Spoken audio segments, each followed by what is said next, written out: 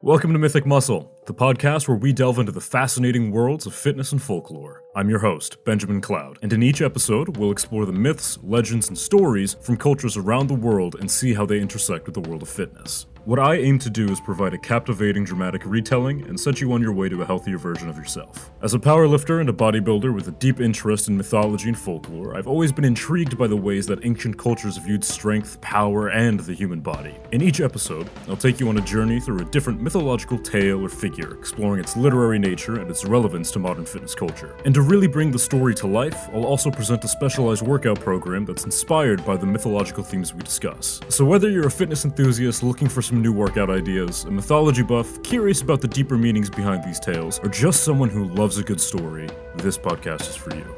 Join me on this journey of discovery, and let's explore the intersection of fitness and folklore together. Sun Wukong, the victorious fighting Buddha, the stone monkey, and the self-proclaimed great sage equal to heaven. Sun Wukong's myth is perhaps the most pervasive myth to influence modern media. Dozens of video games, anime, movies, and television shows reference or feature the Monkey King. Most often, we're met with the visage of the Monkey King, not quite his story, which is monstrously entertaining and wildly variegated through time and culture. So I'd like to share the tale of the Monkey King. But in order to do so, I'll need you to come with me, far beyond the scope of mortality. In the earliest moments of creation, while the elements still toiled away forging the earth, and the great matter of the universe formed the heavens, life began to sprout, chaotic and erratic. A stone forged of the earliest igneous rock Earth had ever produced rolled from a pyroclastic flow of ancient magma. It stopped just short of a long crag dug by the battle between the elements of earth and air. This stone bore a special property. It was of both the heavens and the earth. It possessed both the positive energy of the heavens, more commonly known as yin, and the negative energy of the earth, more commonly known as yang. The Tao tells us that if a being bears both aspects of the Taijitu, it is capable of bearing life. And so the stone did, spawning forth amid the primordial chaos, a small stone egg. Earth and fire forged the shell, and when wind whirled over the egg, it transformed, and a small stone monkey began to crawl along the rocky surface of ancient Earth. The monkey crawls and crawls until it reaches a clearing in the mountains. It then opens its eyes. Great beams of gilded light pierce the heavens and stun the Jade Emperor, who immediately sends his guards to investigate the light.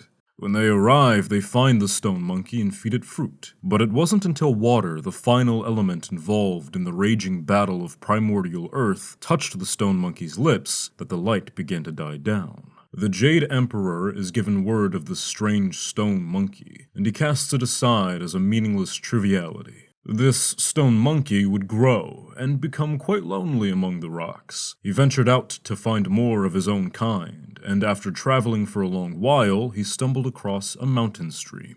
There, he saw monkeys playing and bathing within the roaring rapids of the mountain wash. He joined them and made great friends. They often challenged each other with tricks and tasks. One day, a monkey had proclaimed that whoever can climb the mountain, enter the waterfall, find the source of the stream, and return, will be crowned the Monkey King. First to volunteer was the stone monkey, for he had been born of the very earth of the stream-bearing mountain. He would know the way. And climb he did, rapidly, deftly, without so much as a hesitation, until he found an entry point.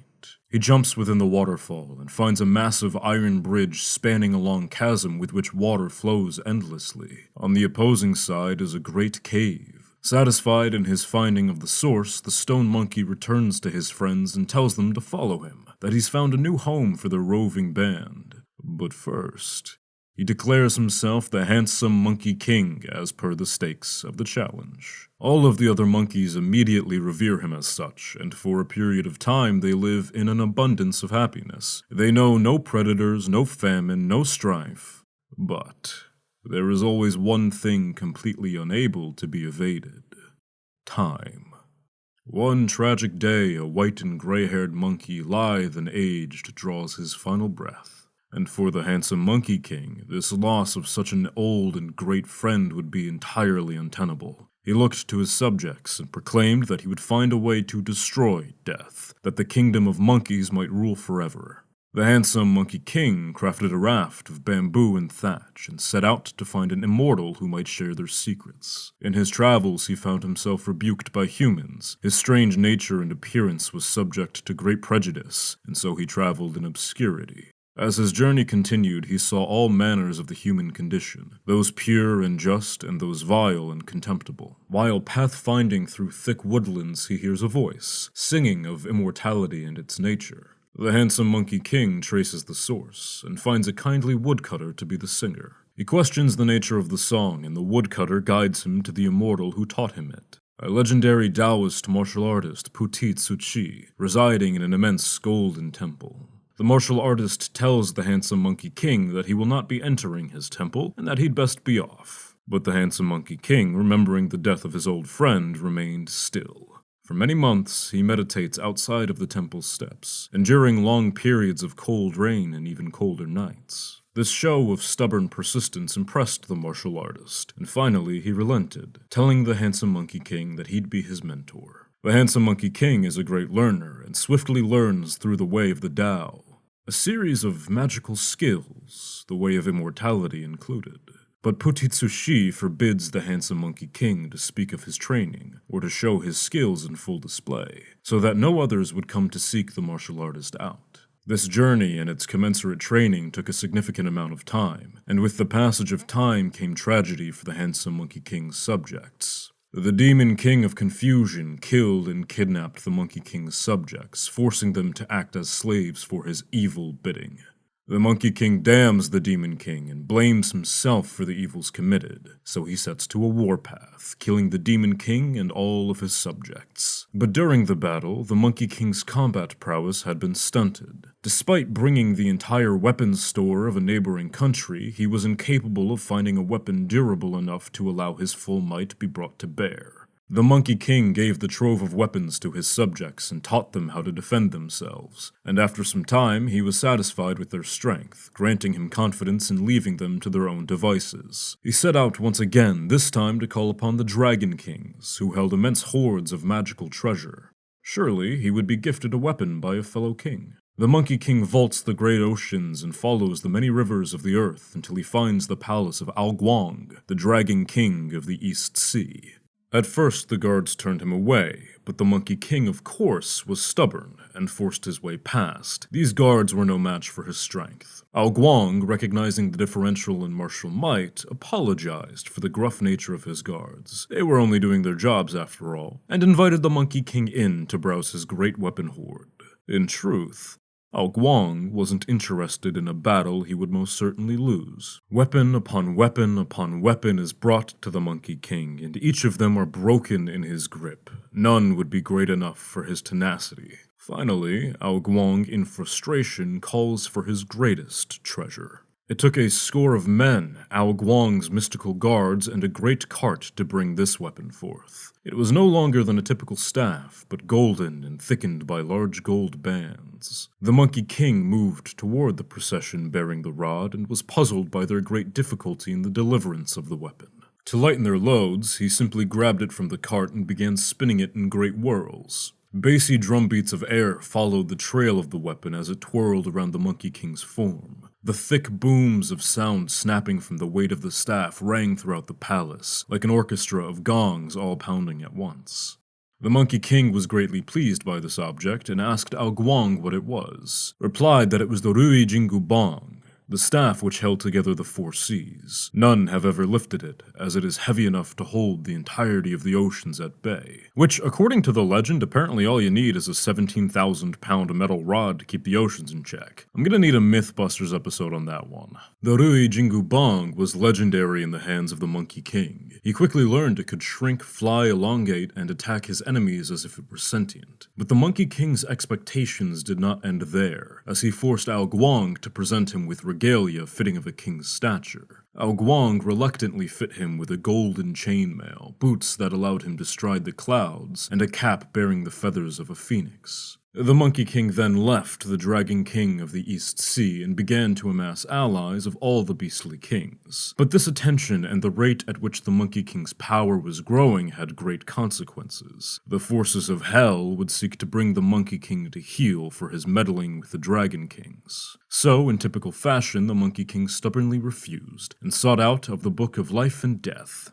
where he erased his name and the names of all of his monkey subjects. Bad move, as this refusal of death caused the Dragon Kings to ally with the Lords of Hell. Both forces together were enough to persuade the Jade Emperor to take action against the Monkey King. So, Yu Huang sends the forces of heaven against the Monkey King, who battles them all back alone. The Jade Emperor, witnessing the great power the Monkey King is capable of, decides to take a new approach. Perhaps if he offers the Monkey King a place among the heavenly rulers, he might relax in his crusade against death. Yu Huang seeks the Monkey King out on the battlefield and tells him that if he lays down his arms, he will be crowned protector of the horses. The Monkey King, thrilled by this, accepts and takes his place as the stable keeper of the heaven's cloud horses. When the Monkey King realizes this, he sets them all free and leaves the heavens for his home on the Mountain of Flowers and Fruit, where he at once takes on his self-appointed title as the Great Sage Equal to Heaven. Yu Huang sees this as an extreme insult, but his advisor, Tai Bai Jinxing, or Gold Star, asks him to effectively pump the brakes, as going after the Monkey King would surely bring ruin to the Order of Heaven if their efforts are unsuccessful. Yu Huang sees the wisdom of Gold Star's counsel and asks the most advisable course of action, to which Gold Star recommends keeping the Monkey King close and granting him another title in the Forum of Heaven. So Yu Huang orders the Monkey King to meet with his advisor, and there he is granted papers, and his title as Great Sage Equal to Heaven is officiated. But Gold Star offers him an even greater position, as Guardian of the Heavenly Peach Garden. The Monkey King, reminded of his home and his great love for peaches, accepts wholeheartedly, and he serves as the guardian for a brief period of time, until one day a set of maidens are sent from the Queen Mother of the West to acquire peaches for the Great Heavenly Feast. When they arrive, they're immediately confronted by the Monkey King, who introduces himself as the Great Sage Equal to Heaven and the guardian of the Heavenly Peach Garden. The 7 maidens burst with laughter at these titles, explaining to him that they mean nothing, and that if they did, he would have been invited to the banquet. Furious, the Monkey King devises a plot to infiltrate the banquet and cause as much mayhem as possible. His plot succeeds, and during the preparations for the royal banquet, the Monkey King, as a form of revenge, sups on the Jade Emperor's favorite wine, until he drunkenly begins staggering across heaven.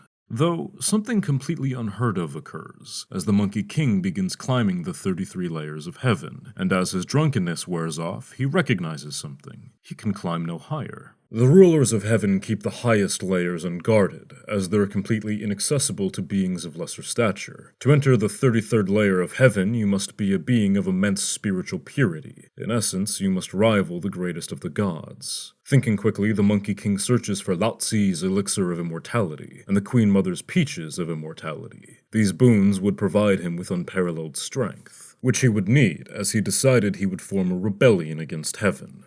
Before he's able to leave, the Monkey King is met with the entirety of Heaven's army, this time on their own turf. They're much more powerful. The first to fall by the Monkey King's Rui Jingu Bong are the 100,000 celestial warriors, followed by all 28 constellations, the generals of Heaven's army. Naja, the marshal of the central altar, and lastly the 4 heavenly kings. The Monkey King continues to fell greater and greater foes until the Jade Emperor's own nephew joins the fray. Erlong Shen is a mythical warrior in his own right, capable of employing the 72 transformations and wielding the divine spear. Together, Erlong Shen would match the Monkey King blow for blow. The tiebreaker would be Lao Tzu, the founder of Taoism, who snuck behind a tree and threw his diamond ring at the Monkey King's head, knocking him unconscious. He was then bound and trapped within the 8-trigram crucible, the very symbol which encapsulates all elements of reality, the nature of opposing forces fighting against each other. Such a symbol could not be erased by the likes of the Monkey King, and the fires within would burn hot enough to liquidize the Great Sage Equal to Heaven. Such flames could only be doused or withstood by the great Buddha, except the Monkey King, stubborn as always, endured the flames, and after 48 days of torture, the Watchers of Heaven removed the seal, to which the Monkey King leapt from, having been forged in the flames instead of destroyed by them. His body became impenetrable, and he acquired the ability to see the true nature of things. His eyes were set ablaze, and his pupils were pure gold. He slams his staff against the crucible and seeks out the Jade Emperor on his throne. There, he finds Buddha in person, the Jade Emperor and the rest of the heavenly rulers. He makes a stand stating that he survived all that heaven could throw at him, and he has proven himself to be worthy of becoming the next Jade Emperor. The Buddha accepts this, but only on the condition that the Monkey King must stand upon his palm and then escape past his fingers. The Monkey King graciously picks up the gauntlet and begins bounding through time and space. When he reaches the edge of the universe, he sees nothing but 5 immense pillars of stone, which he presumes holds the universe in place. He then promptly urinates on one, and then returns to the Buddha. And when he does, he realizes that those 5 pillars are not pillars at all, but that he had never left the Buddha's palm, and instead, he had been looking at and urinated upon the fingers attached to the Buddha's hand. Buddha then transforms his hand into a mountain and slams the Monkey King back to earth, imprisoning him there with a paper seal and clapping him into stocks. There, he would be fed by 2 spirits of elemental earth. If he was hungry, he would eat iron pellets, and if he was thirsty, they would offer molten metal. For 500 years, the Monkey King is left in stocks to learn patience and humility, to reassess his journey, to practice virtue. And as year 500 arrives, the Monkey King is met with an opportunity to prove himself, and to free himself from the prison. He is tasked with assisting a monk named Tong Song Zong in retrieving books of the Buddhist sutras. His only ask in return is that he might walk free after the task is completed. On the journey, the Monkey King faces countless demons and supernatural entities threatening Tong Song Zong. Word spreads that the monk is a divine being whose flesh, when consumed, can provide the power of immortality. All the while, the monk teaches the Monkey King of the ways of the Buddha, and at the end of their journey, the Monkey King accrues great wisdom and learns the truth of virtue. This learning strikes deep, and Sun Wukong recognizes his misgivings and settles within himself his great flaws. In this total acceptance of purity, Sun Wukong breaches the realm of Buddhahood, ascending to his place as the victorious fighting Buddha. Sun Wukong's ascension ends his story, with his strength fading into legend, but inspiring countless more stories of great martial might. Statues of Sun Wukong can be found all across Asia, and his legacy has inspired entire schools of martial arts, which is where I'll be drawing inspiration from for this episode's training routine. Before I get slammed with a 17,000-pound rod from a few thousand miles away for mispronouncing heavenly entities, let's get into some fitness. The very first thing that came to mind for this episode was Shaolin Kung Fu, or Monkey Kung Fu. Both of these are elements of Wushu, or Chinese martial arts. Of course, as we're dealing with martial arts, calisthenics are going to be the backbone, and as such, we'll be doing a lot of bodyweight movements. I have a deep history of martial arts training myself, and I'll also be calling upon my background for guidance. Today, we'll do a full-body calisthenics workout, focused on optimizing the way our body moves in relation to each of its individual parts. This is immensely common in martial arts circles, as it's well founded that something as simple as a strong punch involves the entire body, not just the arm and shoulder. Full body work is a widely debated topic in sports science circles in relation to hypertrophy, and while there's a massive body of research devoted to it, I'd like to immediately suggest that it won't be the best for hypertrophy training, but will certainly tick some boxes in the realm of combat sports training. Exercise number 1, pull-ups or dead hangs for time. Superset with push-ups, sets, and reps varied. So to pay homage to that thing monkeys do, you're gonna hang from a bar. Some people cannot do pull-ups, that's all well and good, you'll get there eventually. What you should do instead is dead hangs. Grip the bar overhand and let gravity do the rest. This will decompress your spine, which feels nice, and it will strengthen your static grip strength, which shockingly is a huge part of the reason people can't do pull-ups. It's not actually a weak back, it's a weak force transfer through the hands. Do 4 sets for as long as you can, and then superset with push-ups at RPE 7. Strong pecs equals strong grappling. A strong back equals strong grappling. Win-win on both fronts. If you're going to do the pull-ups, my recommendation would be to take these to failure for 4 sets, and then do 2 more sets a few reps shy of failure. If a few reps shy of failure is 2, that's awesome, do 2, then superset with push-ups at RPE 7. Exercise number 2, bodyweight squats, superset into box jumps, giant set into hanging leg raises. Squats to failure, 12 to 20 box jumps, and 8 to 12 hanging leg raises, 3 sets. This will be tough. But endurance is a huge part of martial arts training, and a giant set will absolutely challenge your muscular endurance. Bodyweight squats, due to the lack of added weight, tend to be slightly less effective than any other form of squat, but what you can very easily do here is focus on your technique and really connect with the entirety of your leg while you do the work. There's minimal risk of injury due to the lack of loading. Take advantage of it. Isolate one portion of your quads, isolate a portion of your hamstrings, figure it out. Box jumps build huge explosive power, which is necessary for building a strong kick. They also reflect Sun Wukong's love for jumping everywhere. I find taking these to failure to be a great way of destroying your shins on the edge of a box, so 12 to 20 reps is perfect here instead. Hanging leg raises are my absolute favorite core exercise, and doing them after you do a bunch of leg exercises will force your core to take over. A lot of the time you'll find people saying their hips are sore after hanging leg raises, and the reasoning for this is they're not actually fully engaging their core, but their hip adductors are pulling their legs up instead. You can't do that if your legs are completely fried. Exercise number 3, hollow body holds, superset with planks. Hold both for as long as you can, 3 sets. A strong core is a fighter's best friend. Hollow body holds are insane at training the transverse abdominis as well as the rectus abdominis. Both of these will help with bracing, whether that's for pulling a heavy deadlift or taking a shot to the stomach. Hollow body holds will get you there. Planks after. Planks are another intense transverse abdominis exercise, and are out of this world effective at training one's mental endurance. Sitting there doing nothing while shaking like a leaf on a tree is brutally taxing on one's mind. After 3 sets of both of these, your core will be totally and completely fried. And if your core is completely shot, it's very difficult to have good technique moving through any more exercises. The training ends here, and you'll thank me for it, as this routine is sure to tear you apart if you give it your all. As I've said earlier, Sun Wukong's myth is hugely inspirational for a lot of martial arts, and in my own training for Muay Thai, I employed all of these exercises, and I can tell you, they do their job. While training in this way won't net you Sun Wukong's immortality, it sure as hell will strengthen your body and lead to a greater level of health, which I'd reckon is better than being immortal. With that, I have been your host, Benjamin Cloud. This has been the Mythic Muscle podcast. Thank you so much for listening. Have a wonderful day, a great lift, or, if it's a rest day, test yourself today. Don't care how, just do something that's hard. Take care, folks. Please consider supporting me on Patreon.